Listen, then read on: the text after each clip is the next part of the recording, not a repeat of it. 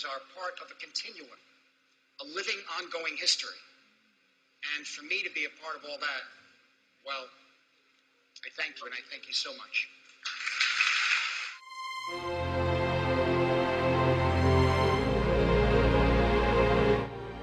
Motion pictures have come a long way since the first 2-second movie titled Roundhay Garden Scene. While Thomas Edison is often accredited as the man who invented the motion picture camera, this first film was actually made by Frenchman Louis Le Prince in 1888. He used his 16-lens camera, which captured 16 frames per second, giving the illusion of motion. However, Edison did not perfect his camera until 1897. On September 16th of 1890, Le Prince boarded a train to Paris to begin his promotion of his new camera. He never arrived. Conspiracy theories have suggested that Edison sent a man to kill Le Prince, the original inventor. Since they had long been rivals, the finger was pointed at Edison, but he is still portrayed as the creator of the motion picture. The period following the invention of the camera marked the development of many studios and a growing public interest in movies. Short films were shown in over 8,000 movie theaters across the country known as Nickelodeons, which only charged a nickel for every showing. In 1909, the New York Times coined the leading actors in the pictures as stars.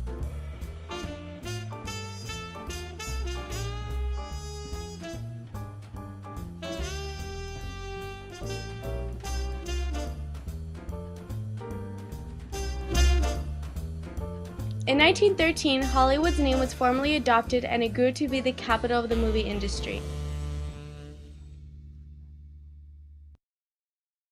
The popularity of films grew exponentially during the Roaring Twenties, which thus came to be known as the Age of Cinema.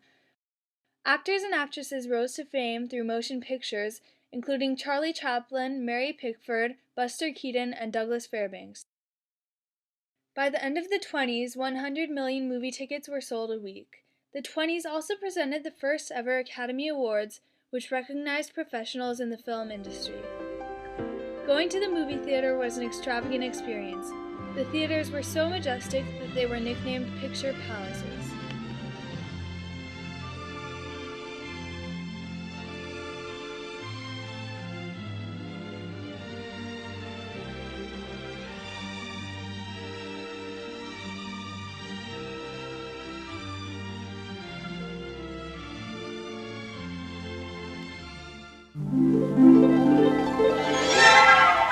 Walt Disney revolutionized animated movies. Mickey Mouse, his signature character, attracted audiences around the world. He built an empire based on dreams and fantasies, which is still enjoyed today by both children and adults. His sense of imagination and creativity added a new spark of character to the big screen, beginning with Snow White and the Seven Dwarfs in 1937.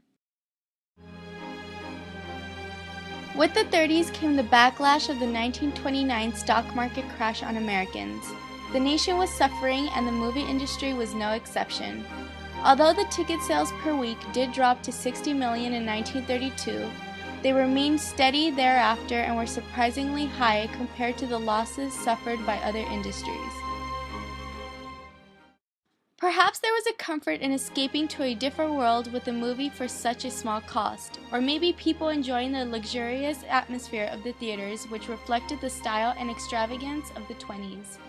Whatever the reason, cinema proved itself as a lasting art form by surviving through the Depression years. In fact, the year of 1939 has often been called the greatest year in film history, producing some of the most classic movies ever made, including Gone with the Wind, The Wizard of Oz, and Wuthering Heights.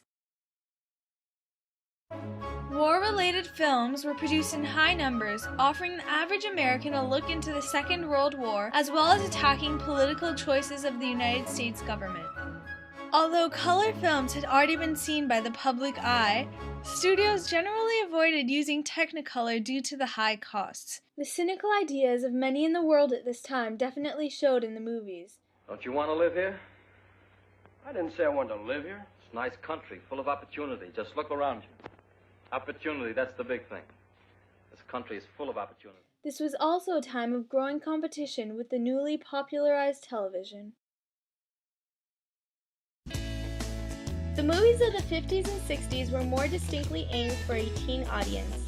With the influence of rock and roll, fashion, and the changing societal norms, films began to stray from the earlier methods and ideas.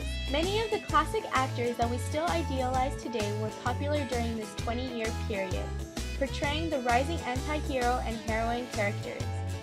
These included the brooding actors James Dean, Paul Newman, and Marlon Brando, and bombshell actresses like Marilyn Monroe, Ava Gardner, and Kim Novak. Audrey Hepburn charmed America in Roman Holiday, Breakfast at Tiffany's, and Funny Face. Alfred Hitchcock's films epitomized horror at its finest.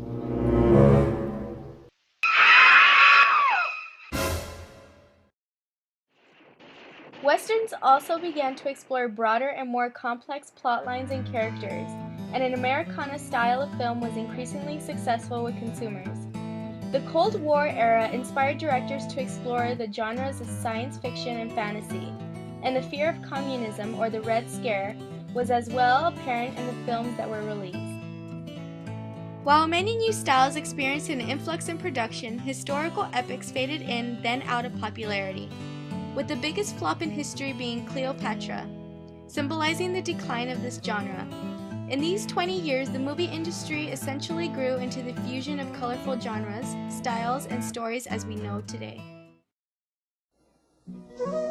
The free love and hippie movement of the 70s was translated onto the big screen of this decade and also continued on into the 80s. The 70s are considered a high point in the history of cinema, in contrast to the 80s, which brought forth only a select few films which could be labeled as classic. Jaws, The Godfather, and The Exorcist were among those pivotal movies in the 70s. The 80s put a greater focus on blockbusters, highly successful, thrilling movies, which became almost a genre in itself.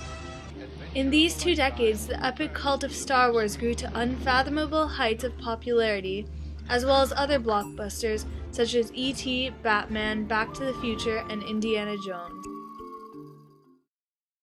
From the dawn of the 90s to the present day, we've seen a honing of visual effects, including mind-blowing CGI, or computer-generated images. Although the technology has become a common aspect of many modern films, movies continue to serve the same purpose as they did years ago. As director Charles Burnett put it in an interview with us, movies have allowed people from different walks of life to see through the perspective of someone else. Film can be used as means of social change and education. The changes in cinema through the years have gone hand in hand with the transformation of society.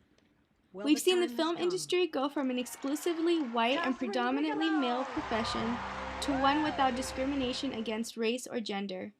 Cinema has served as a tool to bring people together and to change the world.